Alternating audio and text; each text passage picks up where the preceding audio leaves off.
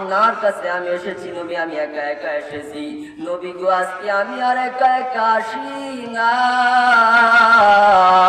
ও নবী গো, আমি আজকে একা একা আসি নাই, আমার সঙ্গে একজন ফেরেশতা এসেছে।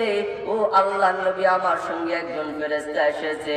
আল্লাহ নবী বুঝতে পেরে গেলেন, আর জিবরাইলকে ডাক দিয়ে বলে, ও জিবরাইল, আমার সাথে যে ফেরেশতা এসেছে আমি তো বুঝতে পেরেছি কোন ফেরেশতা এসেছে, বরং আমার সাথে এসেছে মালাকুল মাউত, তোমার সাথে এসেছে মালাকুল মাউত আজরাইল। আল্লাহর নবী বলে, ও জিবরাইল, মালাকুল মাউত আজরাইল তো এসেছে, কিন্তু আমার ঘরের মধ্যে কেন আসে না? জিবরাইল আমিন ডাক দিয়া বলে, আল্লাহর নবী, আপনার ঘরের মধ্যে কেন আসে না জানেন? ও নবী গো, যদি আজকে রাজা বাদশাহ যদি জান কবজ করার জন্য আজরাইল যদি যেত, তবু আজরাইল কোনোদিন অর্ডার নিত না, কিন্তু আল্লাহ তাআলা আপনাকে রাহমাতুল লিল আলামিন হিসাবে প্রেরণ করেছে। আপনি সবার জন্য রহমত, চন্দ্রের জন্য রহমত, সূর্যের জন্য রহমত, আপনি গাছপালার জন্য আপনি রহমত। এই সম্মানের ক্ষেত্রে মালাকুল মাউত আজরাইল কামা ফাদ্দালা মাকানান আলা মাকান ওয়া ইনসানান আলা ইনসান ওয়া নাশহাদু আন লা ইলাহা ইল্লাল্লাহু ওয়াহদাহু লা শারীকা লাহ لا ضد له ولا ند له ولا مثل له ونشهد أن سيدنا وسندنا وحبيب ربنا وطبيب قلوبنا ومولانا محمدا عبده ورسوله الذي أرسله الله تعالى بالحق بشيرا ونذيرا وداعيا إلى الله بإذنه وسراجا منيرا. أما بعد فأعوذ بالله من الشيطان الرجيم.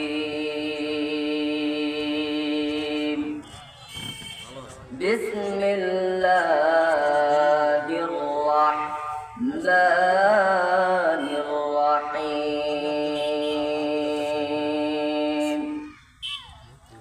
إن الصلاة تنهى عن الفحشاء والمنكر.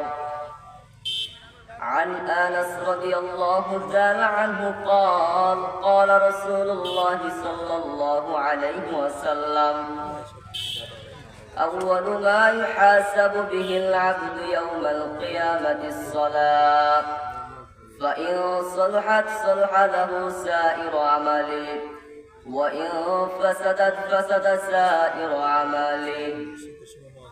میں دور ہو مجبور ہو سید عالم، میں دور ہو مجبور ہو سید عالم، دیدار دکھاتے نہیں آواز سنا دو، دیدار دکھاتے نہیں آواز سنا دو.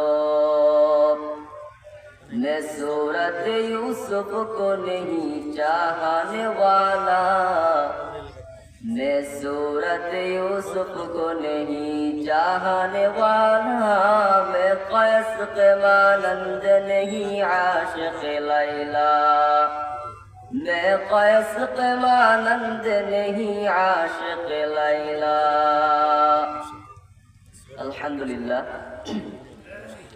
সমস্ত প্রশংসা সেই মহান রব্বুল আলামিনের জন্য, যে আল্লাহ সুবহানাহু ওয়া তাআলা আমাদেরকে এই জান্নাতি বাগানের মধ্যে এসে বসে কিছু কথা শুনবার মতন তৌফিক দান করলেন। সেই রবের দেওয়া কণ্ঠে কালিমাতুশ শুকর উচ্চারণ করি, সবাই বলি আলহামদুলিল্লাহ।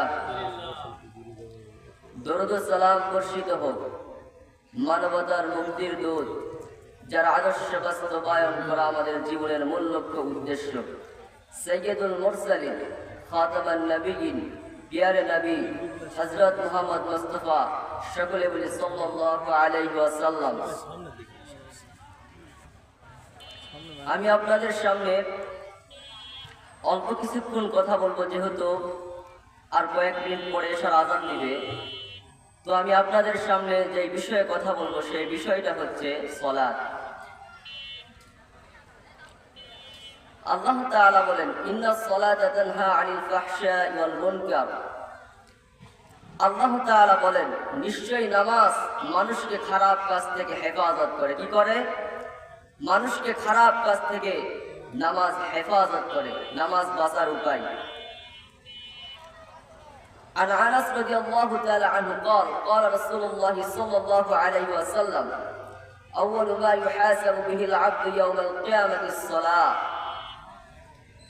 আনাস রাদিয়াল্লাহু তাআলা আনহু বর্ণনা করেন, নবীজি বলেন, কিয়ামতের দিন সর্বপ্রথম নামাজের হিসাব হবে। কিসের হিসাব হবে? নামাজের হিসাব হবে।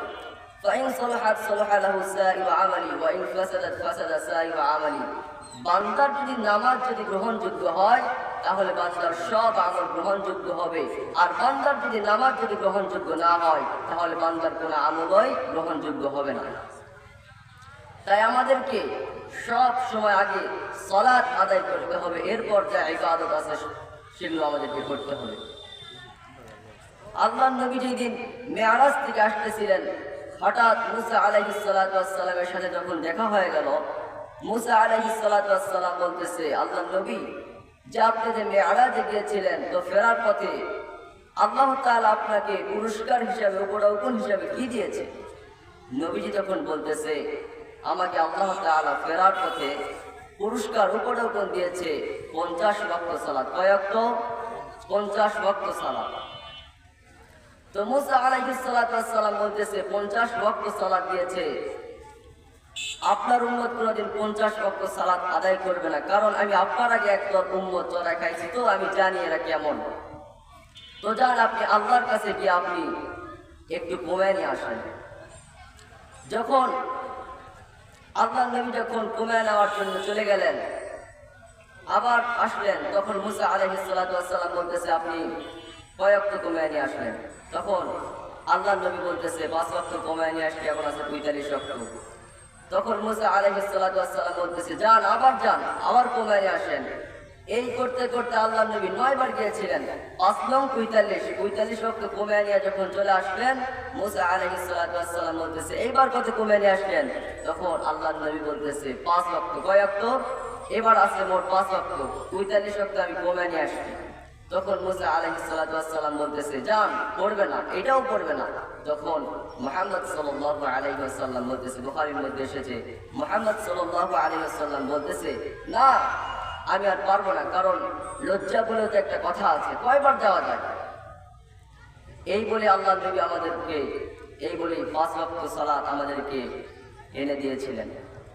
সম্মানিত উপস্থিতি, আচ্ছা বলেন তো, আল্লাহর কাছে পছন্দনীয় জায়গা কোনটা বলেন?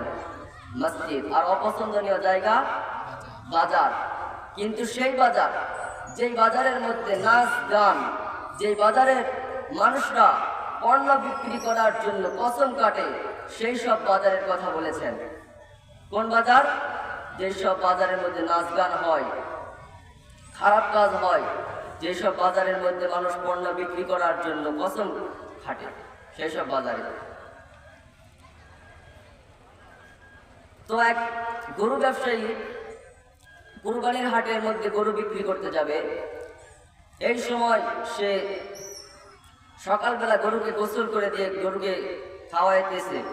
এই খাওয়ানোর পরে তার স্ত্রীকে বলতেছে, স্ত্রী, তুমি বলো তো এই গরুটার দাম কত হবে?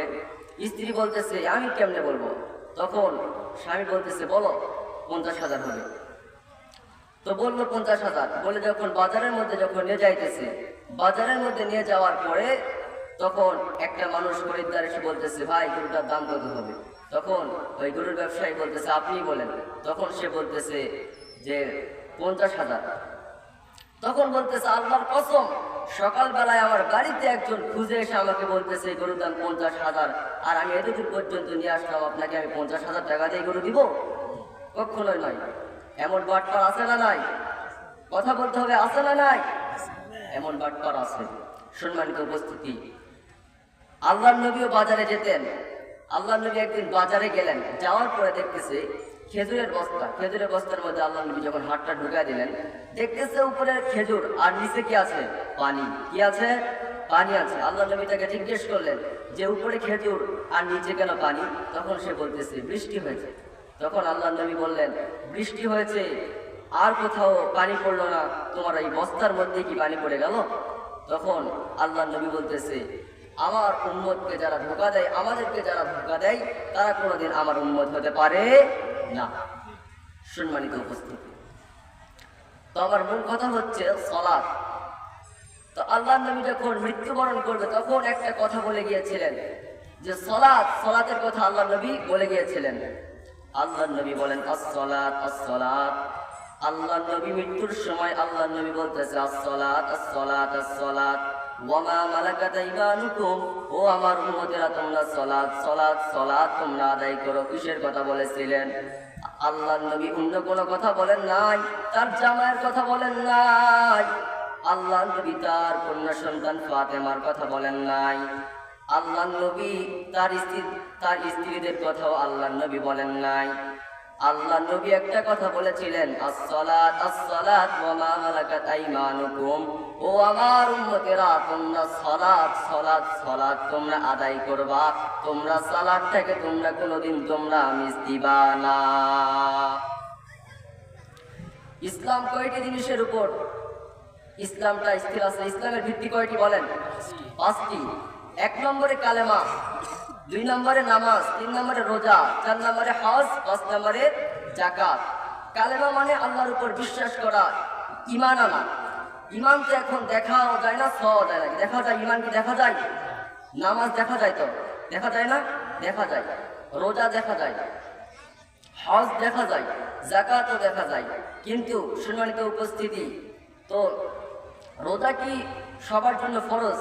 কিন্তু যদি কোনো মানুষ যদি অসুস্থ হয়, অসুস্থ অবস্থায় যদি সে গরিব হয়, তাহলে তাকে রোজা থাকার দরকার নাই, সে পরে রোজাগুলো সে আদায় করে নিবে। যদি ধনী মানুষ হয় তাহলে ফিদিয়া দিবে। কি দিবে? ফিদিয়া দিবে। সম্মানিত উপস্থিতি, কিন্তু আল্লাহ তাআলা কি এমন করেছেন যে গরিবের জন্য নামাজ আর ধনীর জন্য নামাজ নাই? আল্লাহ তাআলা কি এমন করেছে? আল্লাহ তাআলা এমন করেন নাই। সবার উপর আল্লাহ নামাজ ফরজ করে দিয়েছেন, সে ধনী হোক সে গরিব হোক, সবার উপর নামাজ কি ফরজ। আল্লাহ নবীর সাহাবায়ে কেরামরা বলেন লিকুল্লি শাইইন আলামুন ওয়া আলামুল ঈমানিস সালাহ। আল্লাহ নবীর সাহাবায়ে কেরাম বলতেন প্রত্যেকটা জিনিসের একটা চিহ্ন আছে, আইডেন্টিটি আছে, কিন্তু ঈমানের আইডেন্টিটি হলো, ঈমানের চিহ্ন হলো নামাজ। যারা যে নামাজ আদায় করে না, তার অন্তরের মধ্যে কোনো ঈমানের কোনো ছিটে ফোঁটাও তার অন্তরের মধ্যে নাই। এরা নবীর উম্মতের দল। তাহলে আমাদেরকে সব সময় কি করতে হবে? সালাত। আমাদেরকে সালাত আদায় করতে হবে। যদি বান্দা যদি জাহাজের মধ্যে যাও, এমত অবস্থায় জাহাজটা যদি তোমার ডুবে যায়, ডুবে যাওয়ার পরে তুমিও সমুদ্রের মধ্যে তুমি ভাসতেছো, এমন সময় যদি তুমি বুঝতে পারো আসরের নামাজের ওয়াক্তটা চলে যাইতেছে, তোমার ওখানেও তোমার নামাজ মাপ নাই, তোমাকে চোখের ইশারাই হলেও তোমাকে নামাজটা আদায় করতে হবে। কথা বলেন ঠিক কিনা? এর নবীর উম্মতের দল। আজকে মানুষ নামাজ পড়তে চায় না। আল্লাহ নবী কিন্তু মৃত্যুর আগে আল্লাহ নবী বলেছেন আস-সালাত আস-সালাত ওয়া মা মালাকাত আইমানুকুম, ও আমার উম্মতেরা তোমরা সালাত সালাত তোমরা সালাত আদায় করো। আল্লাহ নবী যখন মৃত্যুবরণ করবেন এমন অবস্থায় আল্লাহ নবী প্রচন্ড অসুস্থ হয়ে গেলেন। আল্লাহ নবীর শরীর মোবারকে জ্বর। আল্লাহ নবী একটু পরেই অজ্ঞান হয়ে যাইতেছেন, আবার জ্ঞান ফিরতেছে, আবার অজ্ঞান হয়ে যাইতেছেন। হঠাৎ এশার আজানের সময় হয়ে গেল। এশার আজান যখন দিয়ে দিল আল্লাহ নবী অজ্ঞান হয়ে গেলেন। একটু পরে যখন জ্ঞান ফিরে গেল আল্লাহ নবী আয়েশা রাদিয়াল্লাহু তাআলা আনহাকে ডাক দিয়া বলে, ও আয়েশা, এইটা কোন সময়? আয়েশা রাদিয়াল্লাহু তাআলা আনহা ডাক দিয়া বলে, আল্লাহ নবী, এইটা হলো এশার আজানের সময় হয়ে, এশার আজান দিয়ে দিয়েছে। সাহাবায়ে কেরাম আপনার অপেক্ষায় আছে, আপনি যখন মসজিদে নববীর মধ্যে যাবেন সাহাবায়ে কেরাম আপনার পিছনে নামাজ পড়বে। আল্লাহ নবী ডাক দিয়া বলে, আয়েশা, আমি নবী তো মসজিদে নববীর মধ্যে যাওয়ার মতো আমার শক্তি নাই, বরং তোমার বাবা আবু বকর একটু তুমি বলে দাও আমার বদলতে ইমামতিটা যেন আবু বকর রাদিয়াল্লাহু তাআলা আনহু করে দেয়। আয়েশা রাদিয়াল্লাহু তাআলা আনহু ডাক দিয়ে বলে, আল্লাহর নবী, বরং আমার বাবাকে আপনি বলবেন না মসজিদে নববীর মধ্যে ইমামতি করার জন্য, বলবেন না, কারণ আমার বাবা নরম দিলের মানুষ। আপনি নবী বেঁচে থাকার আগ পর্যন্ত, বেঁচে থাকা পর্যন্ত যদি আমার বাবাকে যদি সালাত আদায় করতে হয়, আপনার বদলতে ইমামতি করতে হয়, আমার বাবা এই চিন্তায় আমার বাবা কান্না করতে করতে করতে আমার বাবা মৃত্যুবরণ করবে।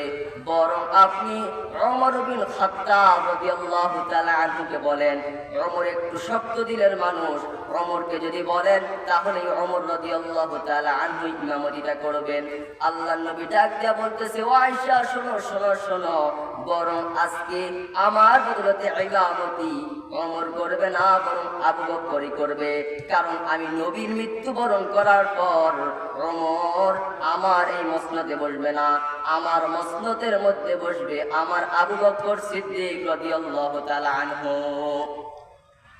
যখন আবু বকরকে নামাজ পড়াইতে যখন লেগে দেওয়া হলো, ইমামতি করার জন্য দেওয়া হলো, আবু বকর কান্না করতেছে।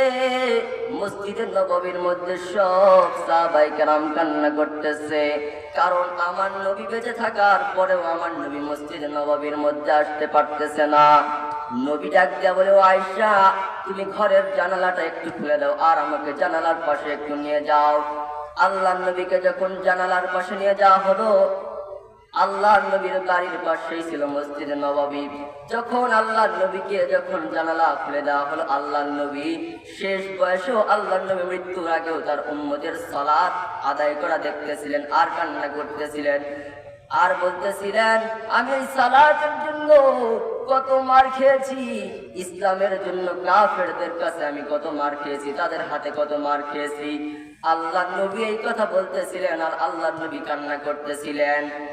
এমন অবস্থায় জিবরাইল আমিন আয়েশা বলে, আল্লাহর নবী, দীর্ঘ কয়েকটি বছর আপনার কাছে আমি এসেছি নবী, আমি একা একা এসেছি নবী গো, আজকে আমি আর একা একা আসি নাই। ও নবী গো, আমি আজকে একা একা আসি নাই, আমার সঙ্গে একজন ফেরেশতা এসেছে। ও আল্লাহর নবী, আমার সঙ্গে একজন ফেরেশতা এসেছে। আল্লাহর নবী বুঝতে পেরে গেলেন আর জিবরাইলকে ডাক দিয়ে বলে, ও জিবরাইল, আমার সাথে যে ফেরেশতা এসেছে আমি তো বুঝতে পেরেছি কোন ফেরেশতা এসেছে, বরং আমার সাথে এসেছে মালাকুল মাউত, তোমার সাথে এসেছে মালাকুল মাউত আজরাইল। আল্লাহর নবী বলে, ও জিবরাইল, মালাকুল মাউত আজরাইল তো এসেছে, কিন্তু আমার ঘরের মধ্যে কেন আসে না? জিবরাইল আমিন ডাক দিয়া বলে, আল্লাহর নবী, আপনার ঘরের মধ্যে কেন আসে না জানেন? ও নবী গো, যদি আজকে রাজা বাদশাহ যদি জান কবজ করার জন্য আজরাইল যদি যেত, তবু আজরাইল কোনোদিন অর্ডার নিত না, কিন্তু আল্লাহ তাআলা আপনাকে রাহমাতুল লিল আলামিন হিসাবে প্রেরণ করেছে। আপনি সবার জন্য রহমত, চন্দ্রের জন্য রহমত, সূর্যের জন্য রহমত, আপনি গাছপালার জন্য আপনি রহমত। এই সম্মানের ক্ষেত্রে মালাকুল মাউত আজরাইল আপনার অনুমতি না নিয়ে আপনার ঘরে প্রবেশ করবে না।